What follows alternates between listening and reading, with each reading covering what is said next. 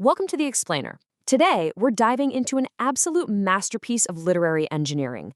Back in 1808, when Sir Walter Scott published his epic poem Marmion, he tucked this shorter, standalone ballad right inside it. It's called Lochinvar. Now, on the surface, sure, it's a thrilling tale about a daring knight who crashes a wedding to steal back his true love. But when you look a little closer, it is a total masterclass in how a writer constructs the quintessential romantic hero. We aren't just going to read this poem today. We're going to open it up, look under the hood, and deconstruct the exact literary mechanics Scott uses to make this character practically leap off the page. Okay, let's dive into this. Here's our roadmap for today. First, we'll meet young Lochinvar. Then we'll look at the galloping rhythm, followed by crafting the perfect foil, words as weapons, and finally, the literary border legend. Section 1. Meet young Lochinvar, setting the scene in the lawless borderlands. To truly get our hero, we first have to understand his world. So we're traveling back to the wild, turbulent 16th century Anglo-Scottish border to ground this daring rescue. Look closely at this map, specifically that red area known as the Debatable Lands. Back in the 1500s, this border region between England and Scotland was fiercely contested. Neither country could really assert authority, so it created this completely lawless, anarchic backdrop. It basically became a haven for outlaws and raiding clans called the Border Ravers.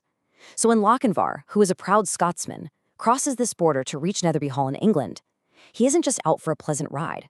He's essentially executing a Reaver-style raid right into hostile territory to steal away an English bride. The very geography here tells us that Lochinvar is a guy who operates totally outside the bounds of traditional law and order. And that brings us to how Scott actually introduces him. "Oh, young Lochinvar is come out of the West." That opening exclamation, that simple letter O, is not just filler. It acts as an emotional ballad invocation. Right from the very first syllable, the narrator is practically sighing with admiration. It instantly hooks us, setting this tone of reverence that elevates Lochinvar to a legendary, almost mythic status before he's even done a single thing. And the fact that he comes out of the West, that paints him as a lone frontier figure, riding out of the sunset to claim his destiny. Moving right along to Section 2, the galloping rhythm, the sound of the chase. Here is where Scott's technical genius really shines. He manipulates meter and sound to make us physically feel the momentum of the story. Scott uses a highly specific meter in parts of this poem called anapastic tetrameter. An anapest is basically a 3-beat pattern: unstressed, unstressed, stressed. Da-da-dum. And tetrameter means there are 4 of these patterns per line, giving us 12 syllables total. Listen to how this sounds when you speak it aloud. For a laggard in love and a dastard in war. Da-da-dum, da-da-dum, da-da-dum, da-da-dum. You can literally hear the galloping hooves of Lochinvar's horse. Scott perfectly aligns the rhythmic structure of the poetry with the physical, unstoppable momentum of our hero racing across the countryside. And then he layers that driving rhythm with some intense alliteration. Check out these 2 examples. They rode and they ran. The repeating R sounds amplify that frenetic, sprawling energy of the feudal chase at the end of the poem. Now contrast that with "her mother did fret and her father did fume." Those harsh, biting F sounds, they perfectly capture the frantic, impotent anger of Ellen's parents as they watch Lochinvar just effortlessly dominate the wedding hall. The sounds of the words themselves are doing just as much heavy lifting as their actual definitions. Section 3. Crafting the perfect foil, the power of parallelism and contrast.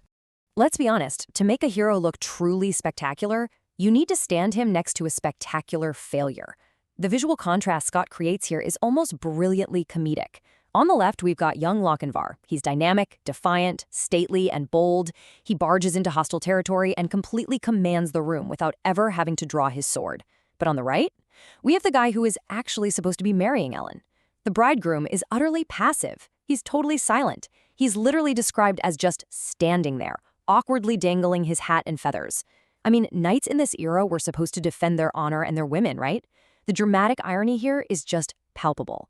The supposedly civilized English groom is a weak coward, while the rogue Scottish interloper is the one displaying true knightly nobility and confidence.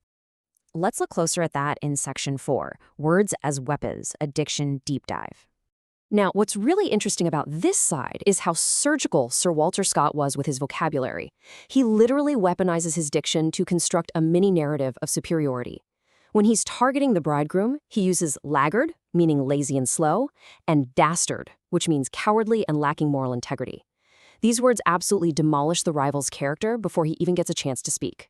But then, when describing Lochinvar, he calls him stately, a word just dripping with dignity, majesty, and natural authority. And when it comes time for the dramatic escape, Scott leans heavily on the word light.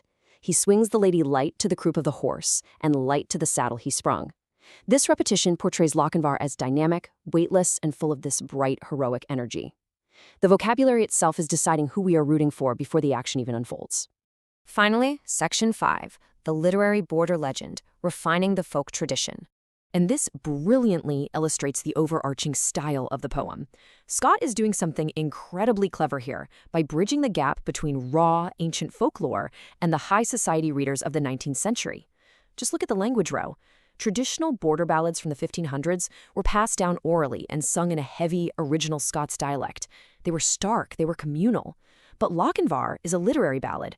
Notice that despite the deeply Scottish setting and all those Reaver themes we talked about, Scott writes the poem almost entirely in refined, standard English. There is very little of the original, difficult-to-read Scots language left. He takes the thrilling aesthetic and the dangerous romance of the border reavers, but he packages it in accessible, standardized English poetry. He essentially takes the raw grit of the borderlands and polishes it right up for a modern, international literary audience. Let's conclude right where the poem concludes, by mirroring Scott's brilliant final apostrophe. He turns directly to the audience, breaking the fourth wall, and asks, "So daring in love and so dauntless in war, have ye e'er heard of gallant like young Lochinvar?"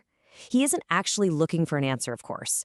By addressing us directly with this rhetorical question, he permanently seals Lochinvar's mythic legend in our minds. It forces us to sit back and reflect on everything we just saw: the galloping rhythm, the weaponized word choices, those stark contrasts. So, I'll leave you with this. When you look at the sheer mechanics behind this legendary character, what does it really take to engineer the perfect hero in your own mind?